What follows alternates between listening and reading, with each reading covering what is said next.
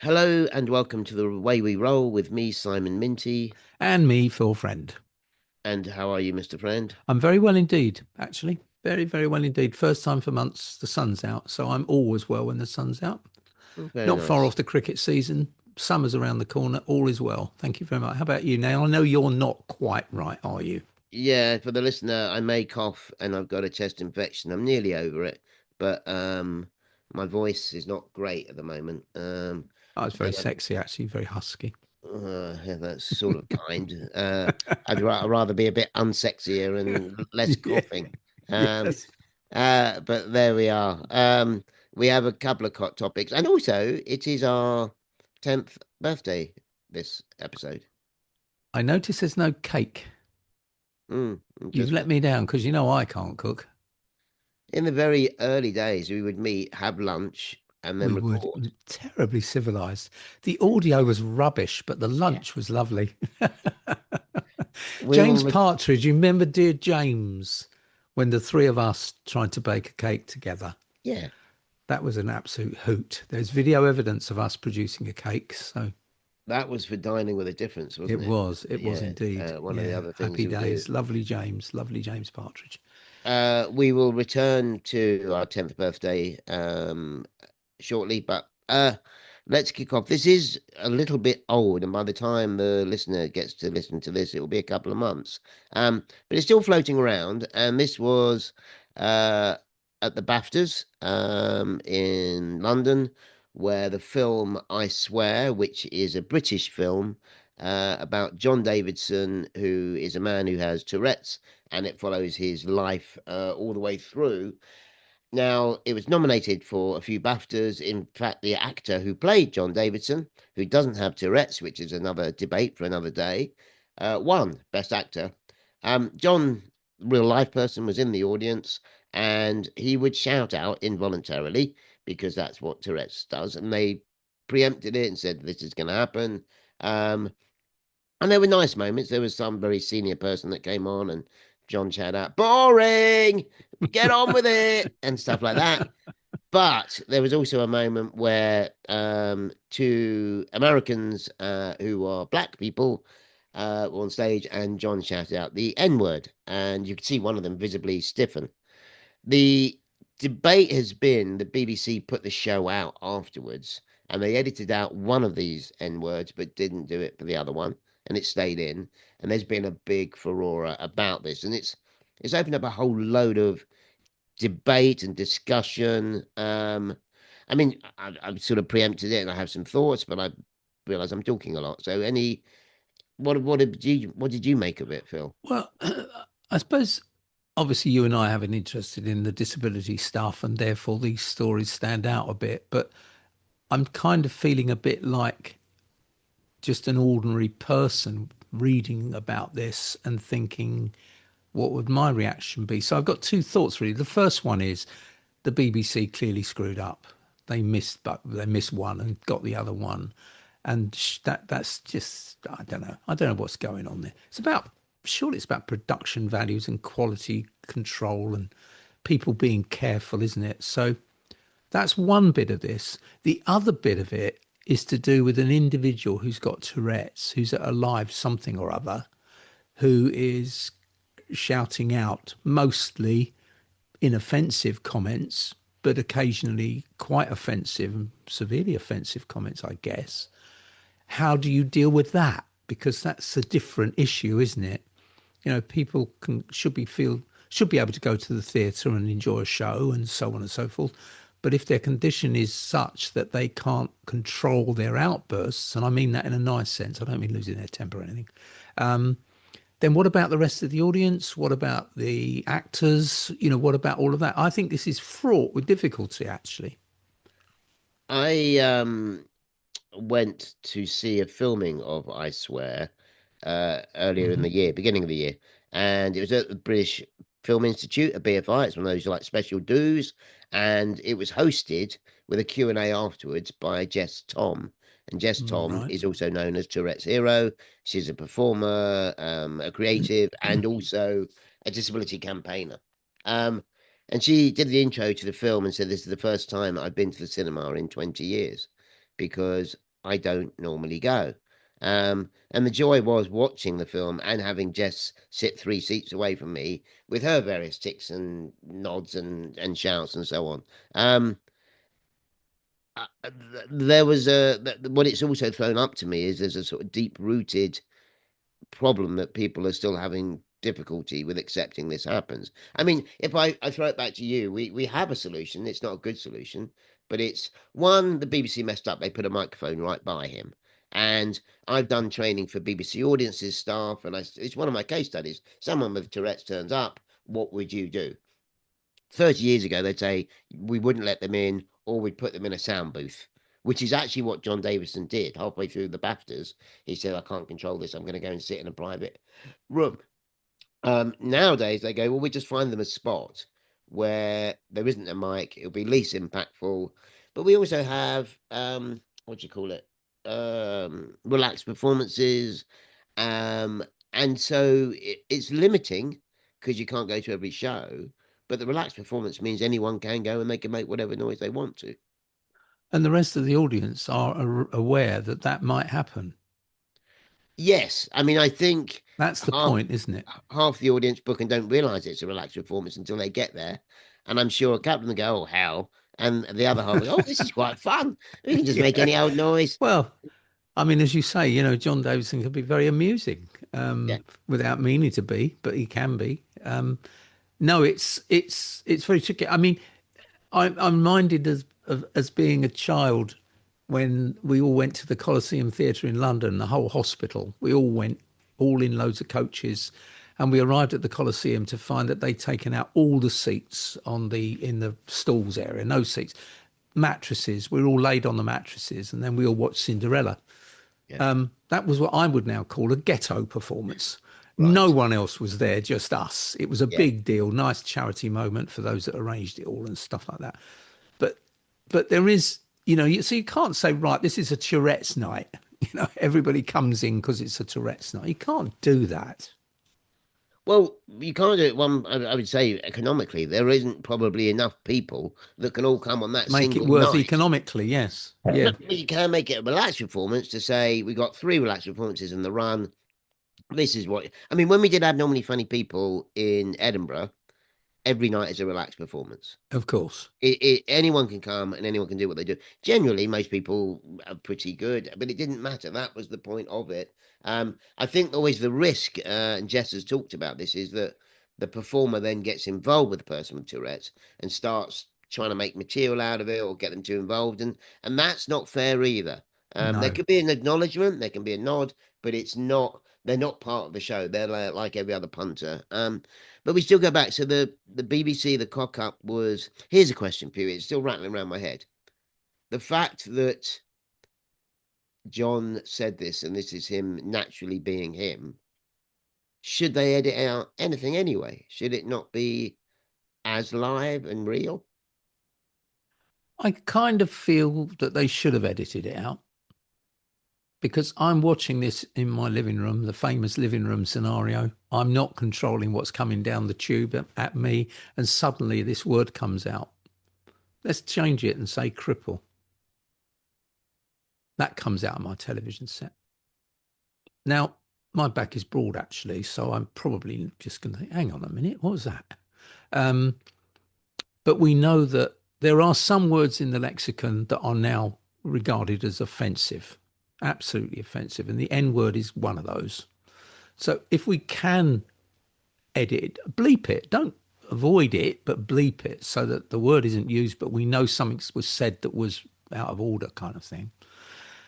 That's a different issue from somebody like John who can't help what he's doing. He's not being deliberate. He's not being rude. He's not meaning to be, but this is the way it is for him. So I think the television audience have a right to expect that the BBC will at least remove the word, but acknowledge that something was said because we get the bleep. Um, and I mean, John is disappointed. He's saying with the BBC they should have taken them both out. It's not. He's not. I'm being a He's not weird defending it. purist. No. Yeah, I'm kind of being this sort of slightly weird, over the top purist to kind of go, should it be as is? I don't know anybody who said no, it should stay in because the difference was Alan Cummings, who was the host of the night, said at the beginning this is going to happen. When it happened, you said just to let you know this is going to the reasons why. We hope you can bear with it, all that kind of stuff. He said it slightly better than I did. Um, I think there's a technical cock up by the BBC. It does throw up this bit of does it at the end of the day, his presence. I'm worried it's made it worse, and I don't mean that it's anyone's fault per se. It's has it made us think, oh, we should be much more open-minded. People with Tourette's can come along and enjoy it the same as everybody else, and we can get on with it. I don't know. It feels like it's made everyone a bit more sensitive. Well, maybe that's true, but it's also maybe awareness raising. Maybe Tourette's is back where we were 20 years ago. The public accepting that there are people amongst us who have conditions which make them say things that may be offensive. You know, I can remember deaf people being beaten up because they use sign language. You know, that's a bit prehistoric. But I mean, what I'm saying is that maybe Tourette's is at that kind of threshold now where what John Davidson and people like him and oh God, Jess Tom, Yeah. you know, they're in the public domain, they're doing stuff that is very challenging to be with them. But it's part of life's rich pattern. You know, there are a lot of people who are different. So I don't know, really. I think I'd hate to think that most of us aren't tolerant and understanding that there are sometimes things that happen that are not the person's fault, and we just go with it.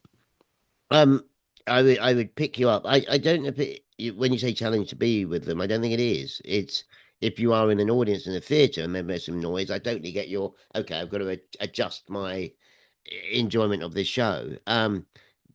Being with Jess 2 minutes in, it doesn't make any difference. Yeah, I get that. Let me just clarify what I meant really, which is that if you've never met someone with Tourette's before Right. Got and you. they start behaving like Jess does or John does, you have to, whoa, this is very unusual. I'm not used to seeing this. Yeah. Now, for most of us, hopefully, we kind of quickly, okay, it's a bit like sign language. They suddenly start signing at you. But the shock is the words they're using and the mannerisms and the way they're communicating. That is, to be fair, unusual if you've never seen it before. So I'm just saying, wool. And Yeah. then, as you say, because that person, of course, this is what we say a lot about disabled people anyway, needs to take control as far as they can in helping me understand what's going on here because they're doing it all the time.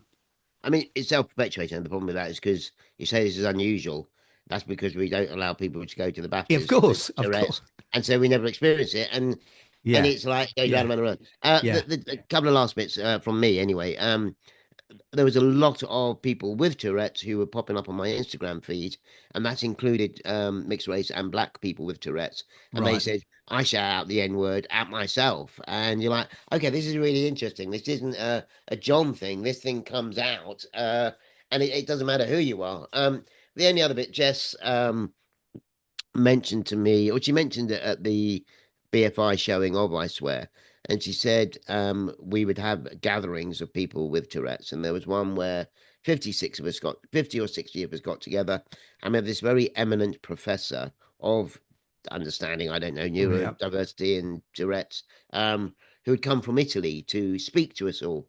And she said he was really great and he knew his stuff, but she said the poor chap, he had 60 people with Tourette's in front of him who just shouted out different forms of pasta for entirety of his uh, uh Typical Jess Tom, isn't it? That is and, so classically Jess.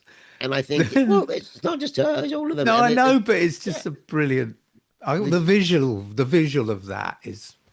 and Oh it's dear. about all these conditions, particularly everyone says, oh, there's all these great things. And with Tourette's, there is a joy and there's a creativity and there's a There is. humor and there's some amazing stuff. But there's also really complicated, heavy stuff. Yeah, yeah. Seizures or real exhaustions and all the other things that come with it. So, Well, I yeah. think the whole film. I've not seen it, and I must make sure I do. But the film itself portrays the dark side of all this, doesn't it? The funny bit is one side, but the rest of it, being beaten up, and his life. That's what the film was about, as I understand it. It was a picture And of not somebody's life living with this situation. And I have to do my disability rights bit. The actor who won the BAFTA doesn't have Tourette's, and there is some No. debate, as ever. Um, I'm not going to do a spoiler, but at the end, I was a little bit. I don't know what the word is. The end wasn't the best end for me, so I'll be interested to see anyone who's really involved in disability and representation what they think of the end. But it's a great film overall. Sure. Yeah. Okay. Good. Okay. So, I came across a piece this week, last week, which basically is a short article in All Work. We'll post a link as we always do. Remote jobs are disappearing and disabled workers are paying the price. Mm. Oh, God, here we go again. So, thinking back to COVID and what went on in COVID and how we couldn't go to work and all of that. And we all know then what happened was that people work from home and so on and so forth. And suddenly there was this kind of sense of barrier removal for disabled people, the Yeah. commute, all the stuff about not having accessible toilets in office buildings, all that all disappeared, or disappeared to a degree, let's put it like that. And suddenly disabled people were doing what they'd always tried to be doing, and now everybody else thought, "Wow, this is all right." Actually, everybody liked kind of the fact they didn't have to get up in the Yeah. morning, get on the tube train, and whatever else. So off we went, and now it seems that the push to get everybody back into offices is is gaining a lot of ground, and Yes. the sideline effect of that is that disabled people are now being, if you like, forced back into an inaccessible work life. So the survey that they quote in this says they talked to 1,200 disabled adults, 85% of whom said they remote or hybrid working would be essential or very important looking for a new job, and 79% said they would not apply for a role that did not include remote options. Obviously, the preferences were very clear. 31% said they wanted to work remotely more often, while 46% said they preferred to work remotely all the time. So the figures are, not worry about the figures too much, but what they're basically saying is that most disabled people looking for work are looking for some remote aspects to that. And equally, some couldn't contemplate working without remote options. And I'm always minded of people in this conversation where this topic is coming up who have fluctuating conditions, Mm. where, sometimes hourly, but usually maybe a day at a time, their lives, their energy levels, or whatever they are, and they can't predict what they will be. But with the flexibility of working from home and so on and so forth, they're able to manage a successful career, and why wouldn't they be? So I just thought, because I've also been reading a lot of stuff the last 2 or 3 weeks about cuts in this, getting rid of that, access to work is this, Yeah. Motability is going to make changes to its scheme. Whenever I've looked now, there seems to be a retraction, of shrinking of support for disabled people in one form or another, which flies in the face of logic because the government are saying they want more disabled people in work, but they're doing all sorts of stuff that seems to be contra to that objective. So this is just another little example. What's your take, Mr. Minty? What do you think? Well, I'm bit of a downer, I'll be honest, after Are that. you? You're a bit Yeah. depressed? Um, so I suppose if I was pushing this, it's like, well, this is ever thus. What your point is, we everybody wanted to work from home. Sorry, let me clarify that again. There was a point pre-COVID where some disabled people say, "Can I work from home?" And others say, "Well, we don't think that will work. We need to go through a process. Let's try it out." And it would take a year, and they'd have one day at home. They go, "No, it doesn't work." COVID happened, everybody worked from home. We thought, okay, this is the revolution. It's okay. We can see it works. Then companies are now saying, all come back into the office, and disabled people are being disproportionately affected by this. Is that the Well, new? yeah, I suppose the effect on disabled people that rely on remote working to a degree is greater than it would be for somebody who isn't. So getting on the tube and going into London is inconvenient for many and something they'd rather not do. But if you can't get on the tube, you've had it. And I'm trying to think because there's been a few cases where people got jobs during the pandemic or shortly after, and they did it because they could work from home. Yeah, Then the company said, "We're not doing this anymore," and people are going, "Oh, I can't do the job anymore." yeah. So I'm just trying to. Well, I suppose what I'm trying to say is, what's new about this? Was it? is there something that's changed? The change is more and more companies are saying we're not doing remote working anymore. Yeah, that is a change. And I think the disproportionate effect of that is on disabled people, seems to be Yeah, the argument. And I think you're right. For many people with families or other commitments and so on, working from home was brilliant. yeah. They could fit their lives around it. And the evidence seems to be that, you had a happier ship. People were less stressed and all that kind of stuff. I But mean, there's two. now I get the point about socialization. I've always worried about remote working from the kind of loneliness, not understanding relationships with peers and all that kind of stuff. I think that is the downside of remote working. I yesterday I did a career development program, which we both done, and this is for disabled managers, and we had 9 in the room and 4 remote, Oh, and okay. it's trickier Yeah. because you want to make sure everyone's it's a hybrid meeting. There was 2 or 3 people in the room that said, I'm going to use all my spoons and tomorrow's spoons getting here today. So tomorrow I'll be Yeah. whacked out Yeah. because it's too exhausting. But I really wanted to be in the room for this first day. Um, that's fine for a one off, if you see what I mean. But if you're saying I've got to do it all the time, that can be really, really draining or really difficult. I don't know. Um, I always flinch a little bit because, and we're lumping all disabled people together. Do you remember back in the day where employers would say, we want more disabled people working for us, so we're going to get them all to work from home? And we're like, hold up. Disabled people deserve a right to be in the office like everybody else. What if you're not in the office, do you miss out on opportunities? Do you miss out on the job training? Do you miss out on the socialization? Do you miss out on all the informal things that happen that you absorb and makes you better and so on? So uh, what am I trying to say? I'm trying to work out that I think you're right. There are some people with certain impairments that working from home is the absolute solution. And forcing them in because of some new reintroduced rule is a problem. I do worry about that. But I don't know. I don't want it to be just because you've got a disability, you all work from home. I know you're not saying that. No, no, we're not. We're clearly not saying that. And some of the things you've said matter hugely. Being part of a team, understanding how relationships work in the office, all that kind of thing is also important. But but it but the knock-on effect of trying Yeah, to get everybody back to work in offices is having a disproportionate effect on the disability employee, yeah. and that seems unfair.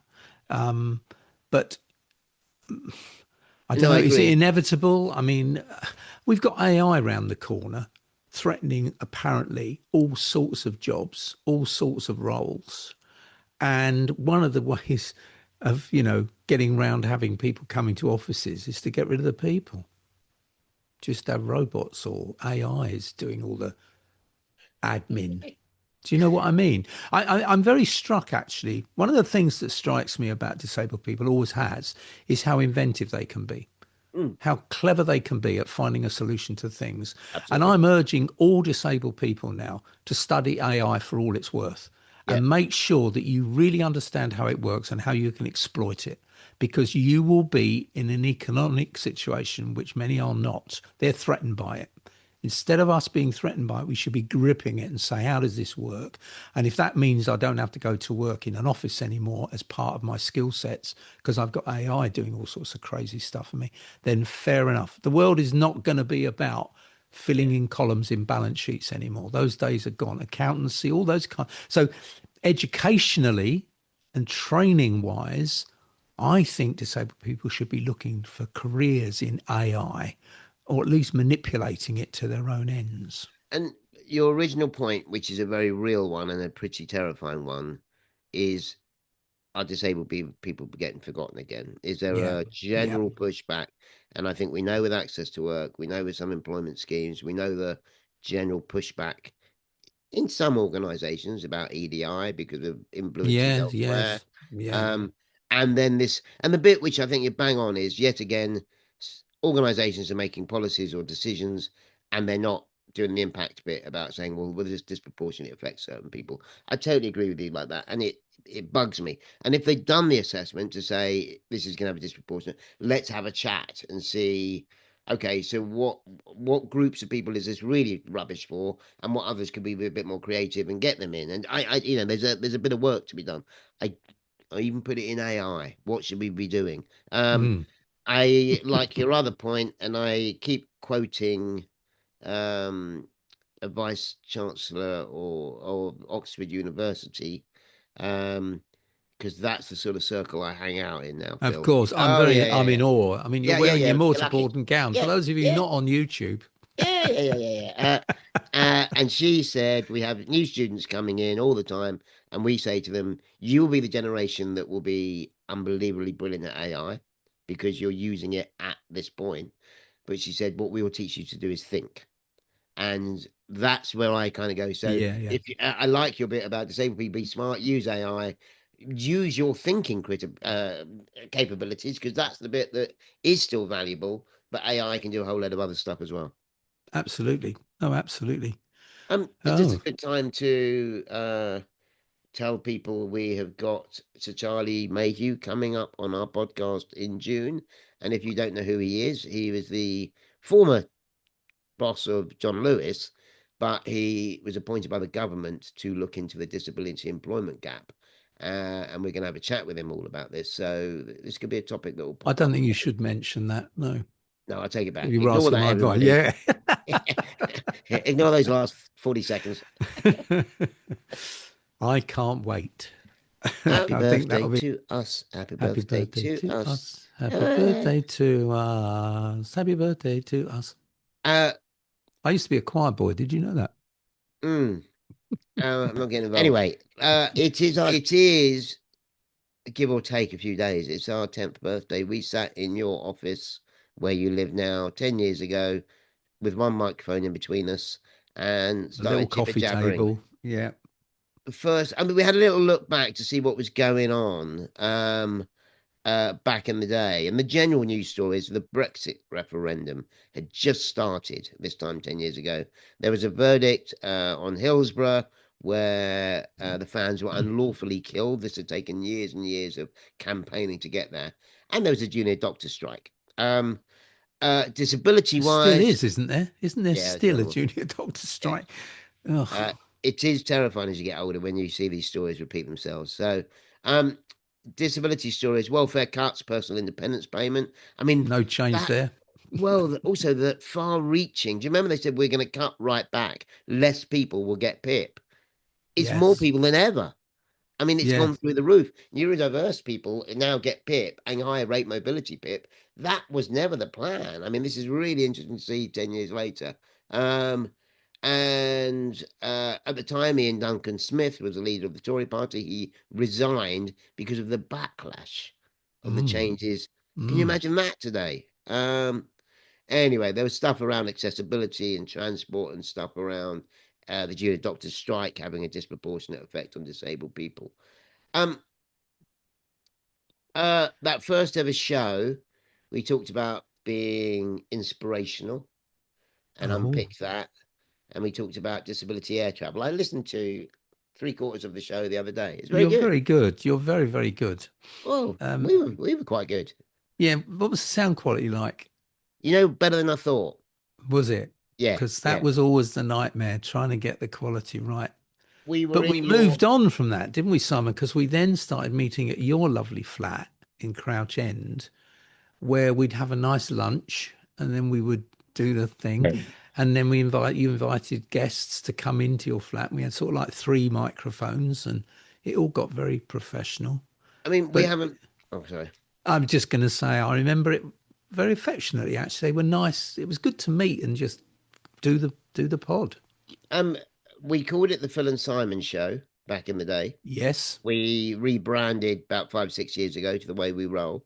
Um, I think COVID was a very interesting time because we went from monthly shows to weekly shows, we did. and we spent a lot of time in it. The joy I remember was everybody was available. So we had some Yes, amazing guests. yes. And I also remember we did a health an update. We'd do a medical update. We would have a culture corner with Jeff, and he'd tell us these are things we might want to listen to or watch or catch up Yeah, on.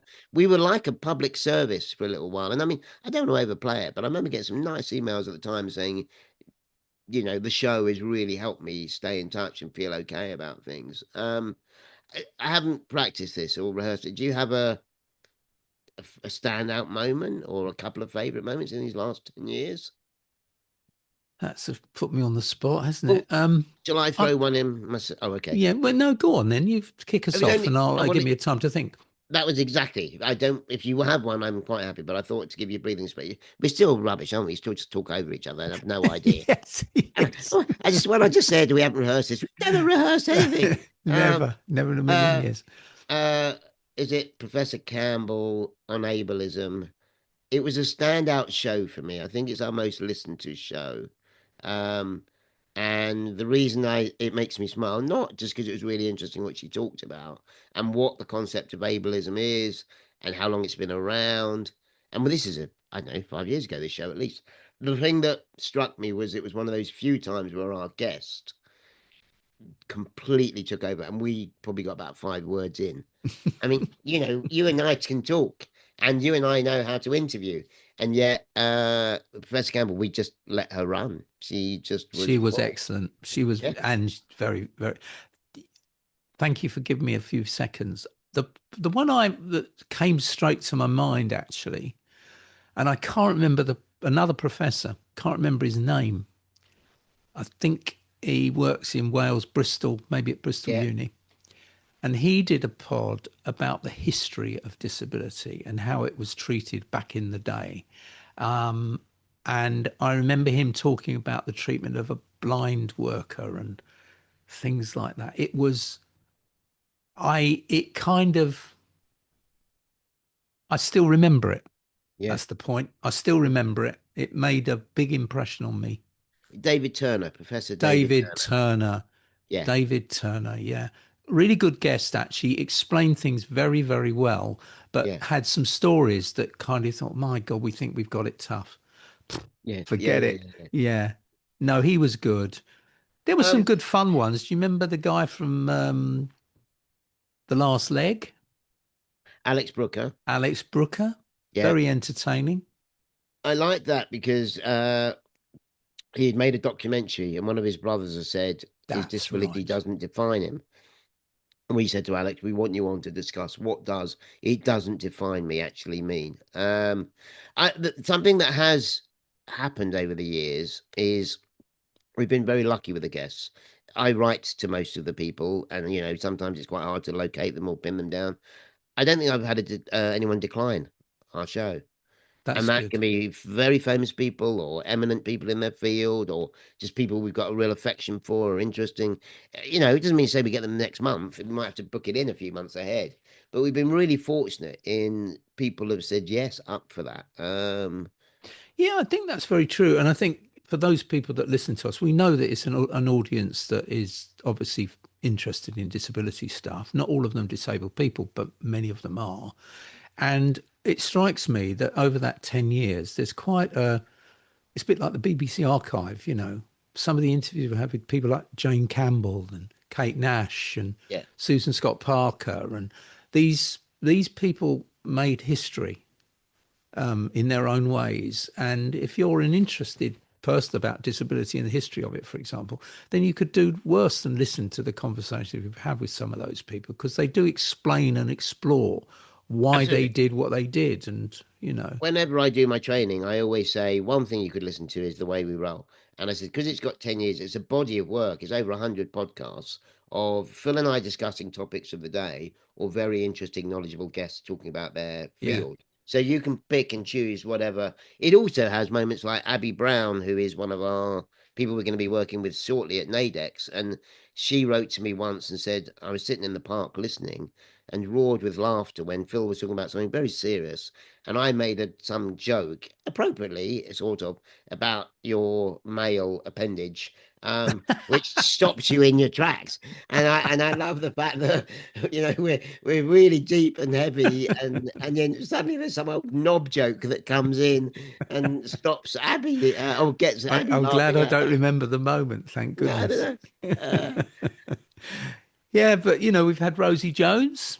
Yes. comedienne and people like her. You're right, actually. If you went through them and looked at the people we've spoken to, it is a fairly heavyweight list, no question. The thing that the risk of losing every guest we ever will have in the future is the numbers wise. Though you and me are normally 10, 20% better in terms of listens than the guest ones. Oh, There's wonder what that is. exceptions, like Professor Campbell, but often you and me wanging on about something has Well, been, I know that we've had some correspondence from people saying they quite enjoy that to and yeah, fro. The kind of knob joke in the middle of the park moment, clearly resonates with our audience. I yeah. think that what we've always felt, though, you and I, is that because of our difference in ages, our difference in backgrounds and upbringing and so on, and our different disability and that kind of, and our different way of seeing the world, adds a certain chemistry or something to the discussion, which, because, I don't think without blowing our own trumpets, we don't always agree. There are times when you and I both quite strongly disagree with each other, but there we Essentially, go. we kind of essentially the rest is disability. We were the Yes, Alistair and Goalhanger Rory, Productions. Hope you're listening. but we were Alistair and Rory before we were people who with differences, but generally had a agreement on the end game. But how you got there might be different. So we're claiming credit now for the rest is politics. Well, I think so. I think I that's think it's what I'm perfectly feeling. fair from where I'm Yeah. sitting. Why do we call ourselves the way we roll? We could have been the rest is disability. The rest is disability. I'll give Gary Lineker a call, see if he wants to come on the show. Uh, he did the Assembly, that TV show where lots of people with learning disabilities, neurodiversity, Oh, yes, I've and seen those. he struggled a bit with it. He was a fish out of water. He eventually got it, but it was quite a big thing The for him. Martin Sheen one was brilliant. Yeah. Absolutely brilliant. Talking about Um. acting, he was lovely. It was a really interesting conversation between him and the learning disabled people. Anyway, Now, yeah, so it's been a very interesting. Well, do you reckon we'll be here in 10 years' time? yeah. I mean, who knows? We could be up for an. Oh, you already got an OBE. There you go. Yeah, but I could have a with bar, couldn't I? Have a little What? OBE with What? bar. What's with bar? Well, military medals sometimes. So you get a Distinguished Flying Cross. If you Right. get a Distinguished Flying Cross with bar, I think I'm understanding this right, then it's equivalent of two military crosses. You did something exceptional twice, but they don't give you Your two DFCs. They give you one, but with a bar. your knowledge of the honor system shows your working class roots are well left behind. Unbelievable. No, I was an assessor on the King's Award for Voluntary Service. Okay, And there I you was go. an assessor, proud to have been one too. And Right. I learned quite a lot about the honour system through that Yeah, process. But you're quite right. I'm not working class anymore. but with Sad to say. bar, I've not. That's a good one. There you go. We're teaching people. We're teaching Yeah, young. yeah, yeah. Well, Happy birthday. happy Um, birthday to both of us. uh, Before we go, some news elements. Yours was about members of Scottish Parliament, MSP. Yes, I don't know whether this will have passed our listeners by. Possibly it has, but last week, well, no, this week. Where are we? It's Friday. This week. Um, and if you're listening in July, it doesn't I was much going to matter, does say, it? I wouldn't worry about dates. Okay. The Scottish Parliament voted on the assisted suicide bill that was going through their particular Parliament, Holyrood, and the bill was lost by I think it was 69 votes to 57. This is clearly an incredibly emotive subject, but I think what really hit was our continuing arguments from my side of this debate, which is that the bill was not safe. The safeguards and various other things were not safe. So that's good news for our side, not good news for the other side. And one shouldn't be gloating or jumping up and down with glee, but it does mean that disabled people in Scotland are not going to be put through potentially serious risk and harm because of that. So Was the bill that was put forward significantly different to the England and Wales one?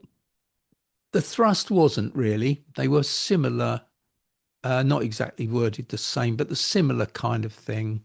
The big debate, both in the Lords and Parliament down here in England is about safeguards, coercion, and things of that sort. That was much the same in Scotland. And a lot of the MSPs who voted for it at stage one changed Right. because they said they weren't happy with the bill, but they wanted it to go through the process to see what safeguards were brought in. Then they might change their minds, but they didn't. In fact, several MSPs switched from Yeah. supporting it to voting against. So Um, the writing, what it means, I think, for the UK wide debate is this adds some energy to the concerns yeah, that yeah, yeah. campaigners have got. We'll have to see what happens. But I think we will know the outcome in May when the recess happens and the session of Parliament ends. And if it hasn't gone through the Lords by then it's over and out and they have to reintroduce it.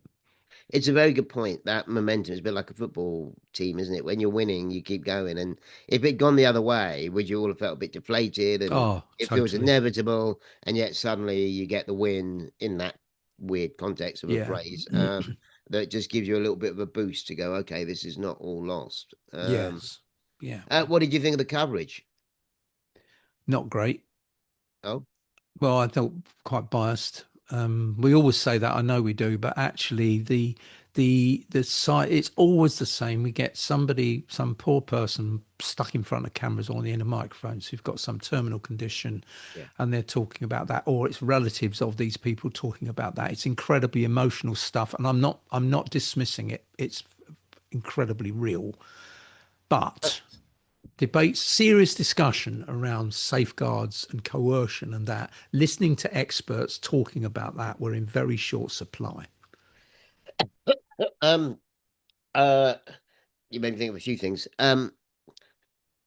The Liz Carr, who's one of your Yes. Yeah. not dead yet people, always says if you've got someone who is dying and in massive pain, I can't argue against that individual. How can you? It's an almost impossible Yeah. single issue to argue against, and it makes it weird if you try and argue against that as an individual issue.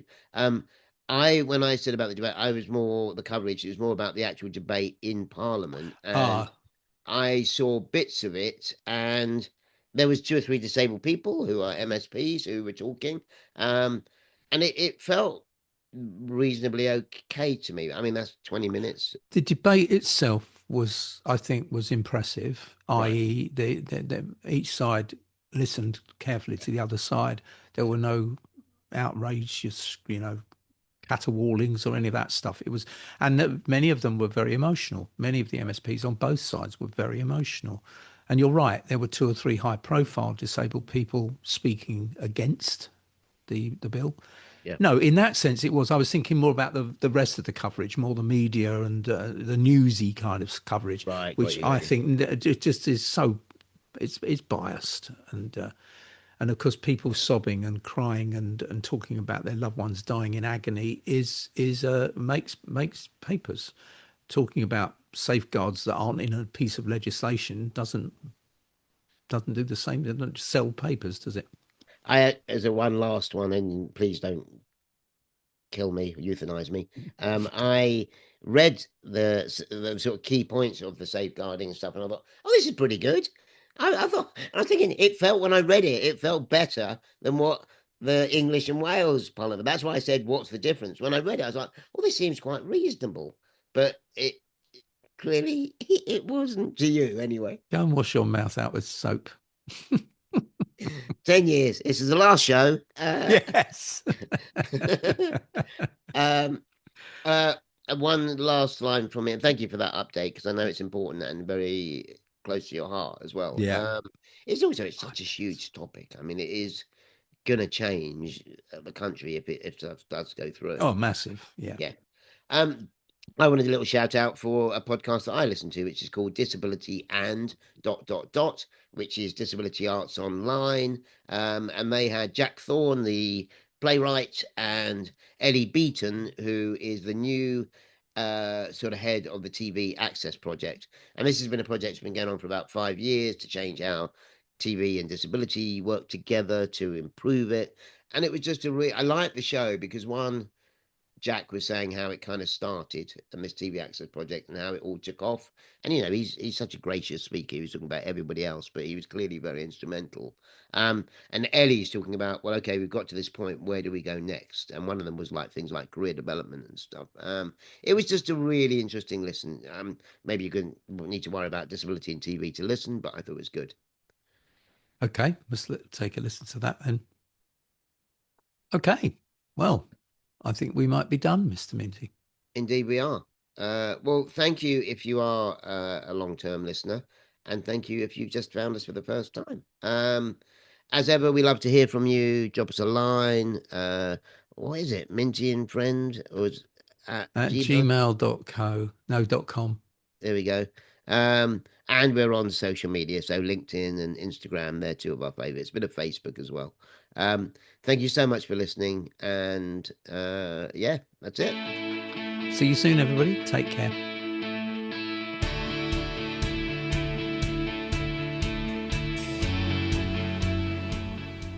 This is The Way We Roll, presented by Simon Minty and Phil Friend. You can email us at mintyandfriend@gmail.com or just search for Minty and Friend on social media. We're on Facebook, Twitter, and LinkedIn.